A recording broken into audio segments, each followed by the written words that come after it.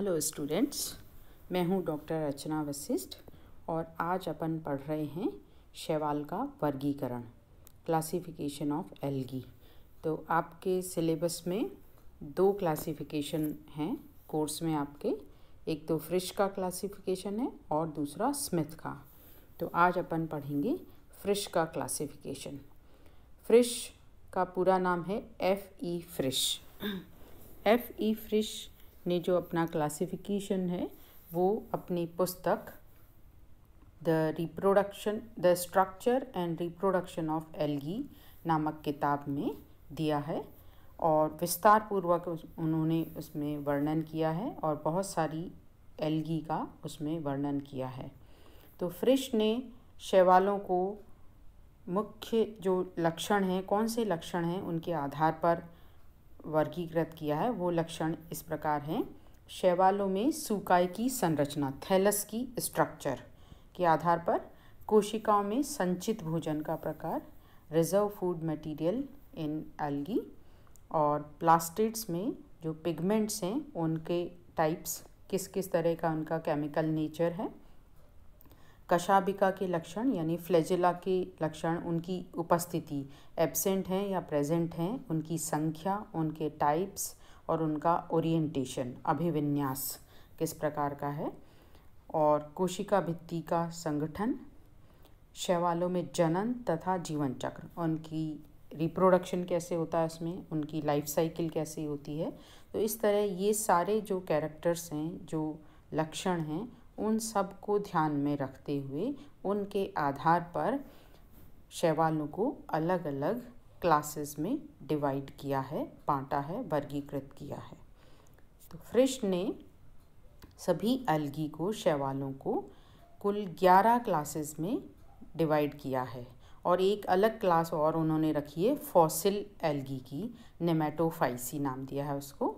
तो कुल जो जीवित एल्गी हैं उनको 11 क्लासेस में बांटा है। ये है, पहली क्लास है क्लोरोफाइसी, दूसरी है ज़ैंथोफाइसी, तीसरी बेसिलेरियोफाइसी,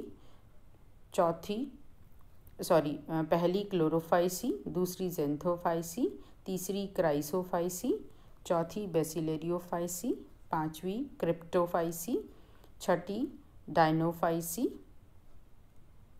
सातवां क्लोरोमोनेडिनी, आठवीं यूग्लिनिडी और 9वीं फियोफाइसी, 10वीं रोडोफाइसी और 11वीं मिक्सोफाइसी। तो ये जो क्लासेस हैं इनकी जो सीक्वेंस है, यानी पहले नंबर पे क्लोरोफाइसी है। तो क्लासिफिकेशन में जो क्रम है उसका बहुत ध्यान रखा जाता है, क्योंकि जो सबसे प्रिमिटिव है उसको पहले रखते हैं और उसके बाद जैसे जैसे विकास होता जाता है और विकास में जैसे जैसे वो बाद में आई हैं तो उन ग्रुप्स को, उन प्लांट्स को, उनको बाद में रखा जाता है। और जो क्लासेस पास पास हैं इसका मतलब उन दोनों में कुछ समानताएं हैं, और जितना जो क्लासेस या जो भी ग्रुप है वो एक दूसरे से दूर है, इसका मतलब उसमें अंतर अधिक है। तो इसलिए कि कौन सी क्लास किसके पास में है वो उसका महत्व होता है। इसलिए इनका जो क्रम है वो यही लिखेंगे आप एग्ज़ाम में भी, जैसे लिखेंगे फ्रिश का क्लासिफिकेशन है तो सिर्फ 11 क्लासेस का नाम ही याद नहीं रखना है, उनका क्रम भी याद रखना है कि फ्रिश ने क्लोरोफाइसी को सबसे पहले रखा है और मिक्सोफाइसी को सबसे बाद में रखा है। तो ये जो क्लासेस हैं इनको आगे भी उन्होंने डिवाइड करा है, ऑर्डर्स में डिवाइड करा है। तो यहाँ सारे ऑर्डर के नाम याद करने की आपको ज़रूरत नहीं है, क्योंकि स्मिथ का भी जो क्लासिफिकेशन है उसमें उन्होंने क्लासेस की बजाय पहले डिवीज़न में बांटा है और डिवीज़न को फिर क्लासेस में बांटा है। तो क्लासेस तक ही उसमें भी हम स्मिथ के क्लासिफिकेशन में भी क्लासेस तक पढ़ेंगे और फ्रिश के क्लासिफिकेशन को भी हम क्लासेस तक ही सीमित रखेंगे। लेकिन ऑर्डर्स जो हैं इसके बारे में हम चर्चा ज़रूर करेंगे कि इनको विभिन्न ऑर्डर्स में बांटा है, और जो सिलेबस में आपके हैं, जिनकी लाइफ साइकिल आपके कोर्स में है, उनके तो हमको ऑर्डर्स भी पढ़ने ही हैं, इसलिए उनके ऑर्डर्स हम पढ़ेंगे। तो सारी जो क्लासेस हैं इनको पहला नंबर हम क्लास जैसे लेते हैं क्लोरोफाइसी है। क्लोरोफाइसी को 9 ऑर्डर्स में बांटा है।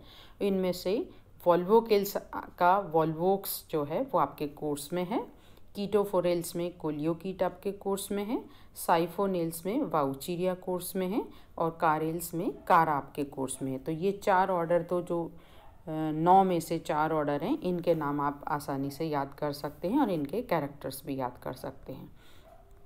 यहाँ पर इसमें जो साइफोनेल्स है इसमें वाउचीरिया है, तो फ्रिश ने तो वाउचीरिया को क्लोरोफाइसी के अंदर रखा था। और अगला जब हम क्लासिफिकेशन स्मिथ का पढ़ेंगे, जब हम देखेंगे कि उन्होंने वाउचीरिया को क्लोरोफाइसी में नहीं रखा है, उन्होंने वाउचीरिया को ज़ेंथोफाइसी में रखा है।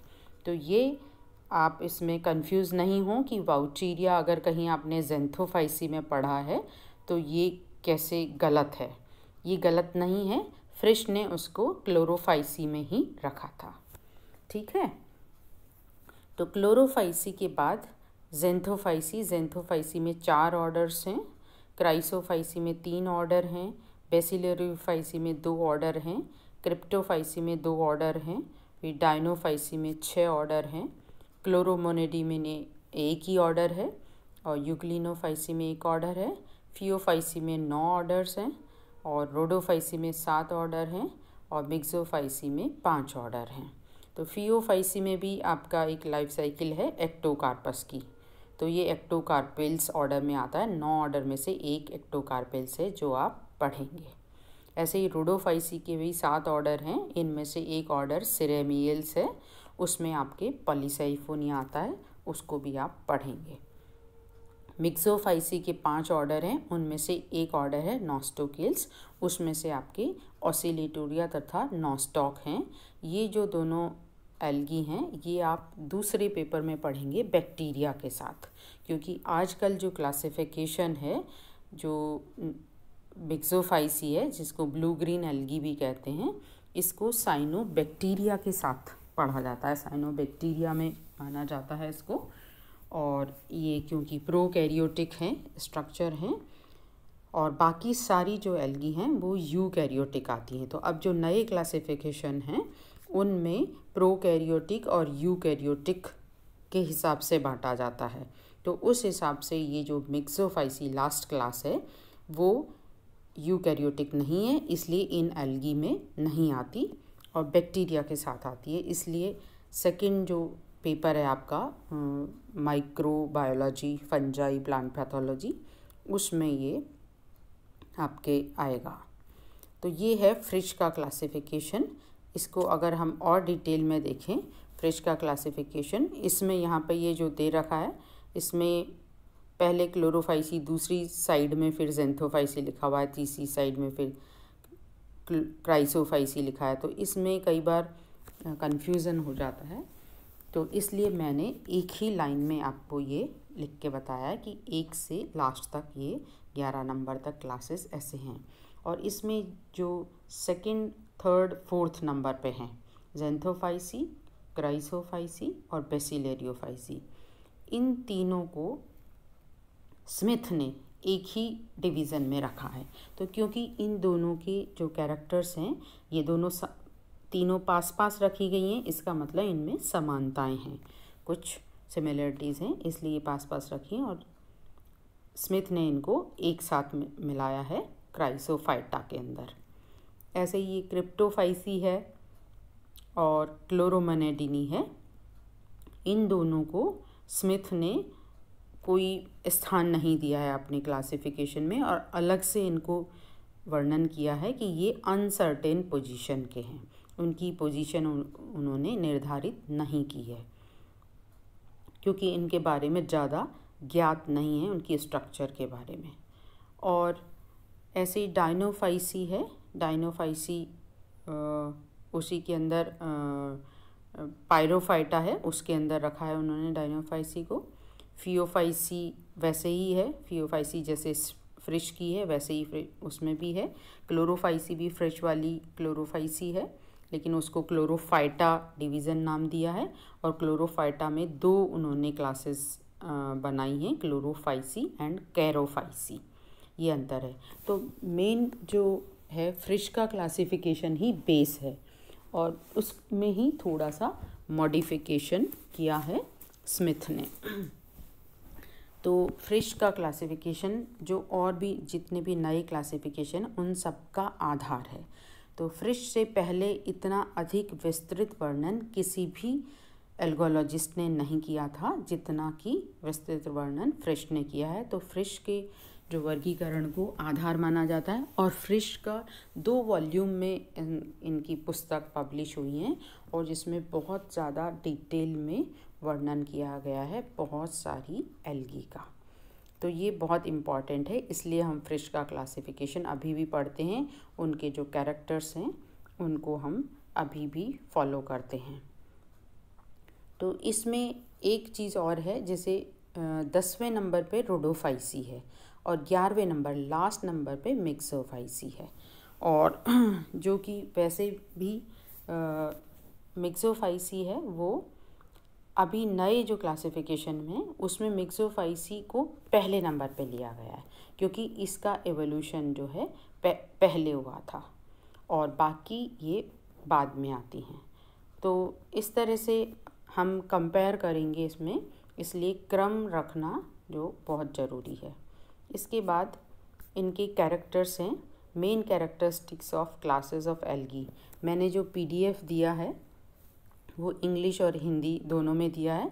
तो ये क्लासिफिकेशन मैं इंग्लिश में इसके कैरेक्टर दिए हैं फिश के, जो स्मिथ का क्लासिफिकेशन है उसके हिंदी में कैरेक्टर्स बता रखें ताकि दोनों बच्चों को फ़ायदा मिले, इंग्लिश और हिंदी वालों को, क्योंकि फिश और स्मिथ की जो क्लासेस हैं वो एक जैसी ही हैं। थोड़ा बहुत 1-2 क्लासेस का अंतर है, बाकी वही क्लासेस हैं, वो उसी तरह के कैरेक्टर हैं, इसलिए आपको कोई दिक्कत नहीं आएगी।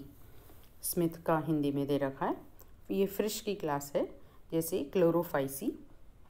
तो ये जो क्लोरोफाइसी के क्या कैरेक्टर्स हैं कि ये प्राय ताज़े जल में पाए जाते हैं और क्लोरोप्लास्ट में क्लोरोफिल A तथा B होते हैं। क्लोरोफिल A तथा B जो ग्रास ग्रीन कलर है, ग्रास ग्रीन कलर के होते हैं, जो हायर प्लांट्स में भी क्लोरोफिल A और B मिलते हैं, यानी ब्रायोफाइट्स में टेरिडोफाइट, जिम्नोस्पर्म, एंजियोस्पर्म सब में क्लोरोफिल A और B पाया जाता है और एल्गी में सिर्फ क्लोरोफाइसी में A और B पाया जाता है। बाकी अधिकांश जो क्लासेस हैं उनमें सभी में क्लोरोफिल A तो पाया जाता है, लेकिन B की जगह कहीं C है, कहीं क्लोरोफिल D है, कहीं क्लोरोफिल E है। इस तरह से दूसरा जो एसेसरी क्लोरोफिल है वो दूसरा मिलता है। A और B का कॉम्बिनेशन कम पाया जाता है। तो क्लोरोफाइसी में A और B दोनों पाए जाते हैं। कोशिका भित्ति सेल्यूलोज की बनी होती है, भोजन मंड के रूप में, स्टार्च के रूप में होता है और इसमें जो चल बीजाणु हैं वो पाए जाते हैं और सभी कशाबिकाएँ बराबर होती हैं, इक्वल साइज़ की होती हैं, क्योंकि कुछ क्लासेस अभी हम ऐसे भी पढ़ेंगे जिसमें चल बीजाणु नहीं पाए जाते, मोटाइल स्टेज पूर्ण रूप से अनुपस्थित होती हैं। तो ये जो कैरेक्टर हैं ये इम्पॉर्टेंट हैं कि कौन कौन से पिगमेंट पाए जाते हैं, ये ही इनके वर्गीकरण का आधार है। कौन सा पिगमेंट पाया जाता है, फ्लैजेला कैसे पाए जाते हैं, सेल वॉल कैसी होती है, रिप्रोडक्शन कैसा होता है, तो ये इम्पॉर्टेंट कैरेक्टर हैं। क्लोरोफाइसी के जो मेंबर्स हैं उनमें रिप्रोडक्शन समयुग्मी, असमयुग्मी तथा विषमयुग्मी तीनों प्रकार से होता है। तो इसके उदाहरण हैं जैसे वॉलवॉक्स, कोलियोकीट, कारा, ये आप पढ़ेंगे, और वाउचीरिया भी है, जो वाउचीरिया नए क्लासिफिकेशन में ज़ेंथोफाइसी में आता है, लेकिन फिश ने इसको क्लोरोफाइसी में रखा था। तो दूसरी क्लास है ज़ेंथोफाइसी। ज़ेंथोफाइसी ये हरे पीले शैवाल होते हैं। इनमें ज़ेंथोफिल मुख्य पिगमेंट होता है, यानी क्लोरोफिल A होता है और क्लोरोफिल को मास्क कर लेता है उसका जो ज़ेंथोफिल का कलर, इसलिए हरे की बजाय इसमें पीला जो रंग है वो ज़्यादा हावी हो जाता है, तो हरे पीले रंग के होते हैं। इनमें पायरेनॉइड नहीं होते। क्लोरोफाइसी में पायरेनॉइड पाया जाता है जबकि ज़ेंथोफाइसी में नहीं होते, और रिजर्व फूड मटेरियल ऑयल के रूप में होता है, यहाँ स्टार्च की बजाय ऑयल है। और लिंगी जनन में जो फ्लैजेला होते हैं, फ्लैजेला की लंबाई असमान होती है। दो विभिन्न अलग अलग लंबाई के होते हैं, हेटेरोकॉन्ट होते हैं। तो इस प्रकार ज़ेंथोफाइसी के बाद है क्राइसोफाइसी। क्राइसोफाइसी में जो पौधों का रंग है वो पीला भूरा या गोल्ड सुनहरा भूरा रंग का होता है। इसमें फाइकोक्राइसिन नामक जो पिगमेंट है वो पाया जाता है। और इसके अलावा ये पौधे जो हैं कुछ एक कोशिकीय होते हैं अधिकांश तो, और कुछ कॉलोनी वाले होते हैं। और कोशिका भित्ति दो ओवरलैपिंग कपाटों से मिलके बनती है। और संचित भोजन इसमें तेल होता है या ल्यूकोसिन कार्बोहाइड्रेट होता है। और फ्लैजिला हेटेरोकॉन्ट होते हैं या आइसोकॉन्ट होते हैं। बेसिलेरियोफाइसी को डाइटम्स भी कहते हैं। तो ये पीले सुनहरे भूरे होते हैं और इनमें डायटोमिन नाम का जो पिगमेंट होता है वो इम्पॉर्टेंट होता है और क्लोरोफिल ए और सी पाया जाता है। क्राइसोफाइसी में भी क्लोरोफिल ए और सी है और यहाँ बेसिलेरियोफाइसी में क्लोरोफिल ए व सी पाया जाता है। चल अवस्था इसमें बेसिलेरियोफाइसी में नहीं पाई जाती है। चल अवस्था में सिंगल वो फ्लैजेला पाया जाता है इसमें। और सेल वॉल इसमें सिलिका की होती है और क्लोरोफिल बी के स्थान पर सी होता है और पायरेनॉइड उपस्थित होते हैं। क्रिप्टोफाइसी ये भूरे, हरे नीले, हरे पीले, ऑलिव ग्रीन इस तरह के शैवाल होते हैं। इसमें भी क्लोरोफिल ए और सी होता है। तो क्राइसोफाइसी में, बेसिलेरियोफाइसी में और क्रिप्टोफाइसी में क्लोरोफिल ए और सी होता है। ये ताजे जल में भी पाए जाते हैं और समुद्र में भी पाए जाते हैं। इनकी जो कोशिकाएं हैं उसमें दो बड़े क्लोरोप्लास्ट पाए जाते हैं और इसमें पायरेनॉइड भी मिलता है। डाइनोफाइसी इसमें जो पिरिडिनिन जो वर्णक है वो मुख्य होता है और ये गहरे पीले रंग के होते हैं या लाल रंग भी होता है इसके अंदर। क्लोरोफिल ए और सी होता है इसमें और मोस्टली ये मैराइन होते हैं, लेकिन ये फ्रेश वाटर में भी पाए जाते हैं। और रिजर्व फूड मटेरियल स्टार्च या तेल होता है। केंद्रक बड़ा होता है और बहुत सारे डिस्क के आकार के क्रोमेटोफोर होते हैं। क्लोरोमोनेडिनी ये चमकदार हरे रंग के होते हैं। क्लोरोफिल ए होता है बस इसमें और कोई दूसरा क्लोरोफिल इसमें प्रेजेंट नहीं होता। और कैरोटिनॉइड्स होते हैं और ज़ेंथोफिल्स होते हैं। और तो ज़ेंथोफिल्स की इनमें अधिकता होती है। और रिजर्व फूड मटेरियल स्टार्च और ऑयल होता है। और प्रजनन जो इसमें जो है वो लंबाई में विभाजन के द्वारा होता है। यूग्लिनिनी इसमें सूक्ष्म जंतु जैसे यानी प्रोटोजोआ जैसे शैवाल होते हैं। तो पहले इनको बहुत सारे जो हैं क्रिप्टोफाइसी के भी जैसे मेंबर्स हैं, यूग्लिनिडी के हैं, इनको प्रोटोजोआ के अंतर्गत थे। बाद में इनके और कैरेक्टर्स पता चले तो इनको देखा कि ये शैवाल हैं और ये भी ग्रास ग्रीन कलर के होते हैं और इसमें क्लोरोफिल ए और बी दोनों पाए जाते हैं। एक तो क्लोरोफाइसी में मिलता है ए और बी का कॉम्बिनेशन और एक यूग्लिनिनी में ए और बी का कॉम्बिनेशन मिलता है। बाकी ये जो ग्रास ग्रीन कॉम्बिनेशन है वो बाकी और ग्रुप्स में नहीं पाया जाता। और इसका उदाहरण है यूग्लिना।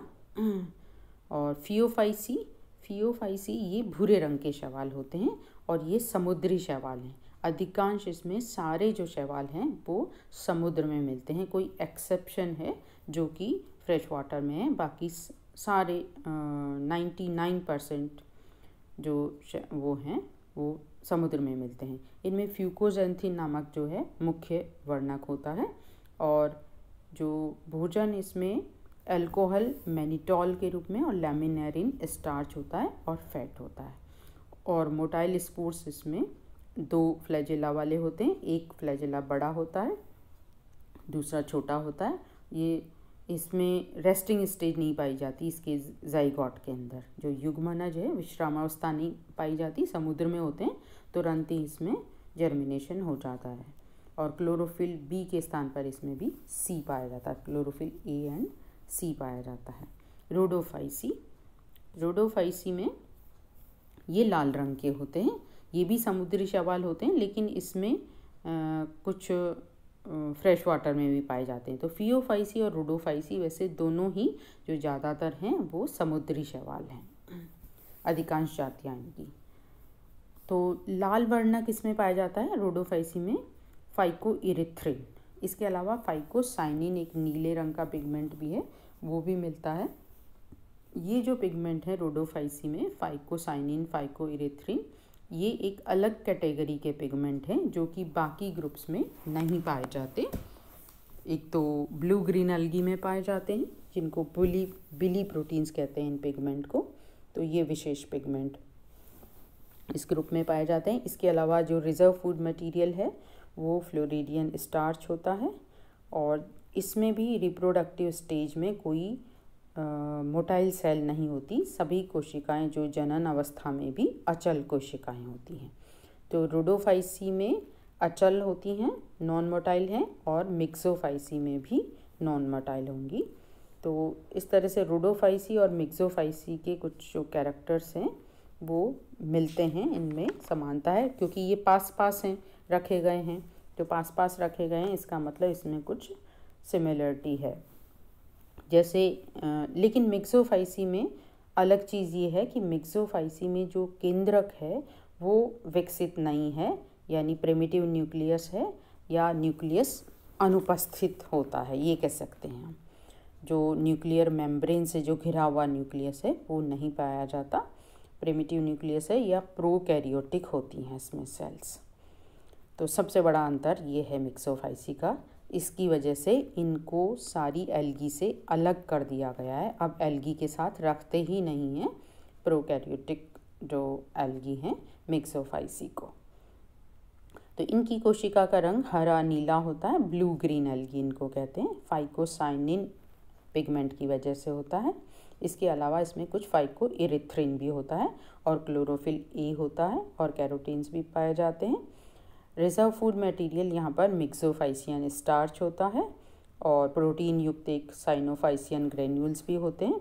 इनमें मोटाइल सेल नहीं पाई जाती हैं और ये जो पौधे हैं वो एक कोशिकी भी होते हैं और फिलामेंटस भी होते हैं।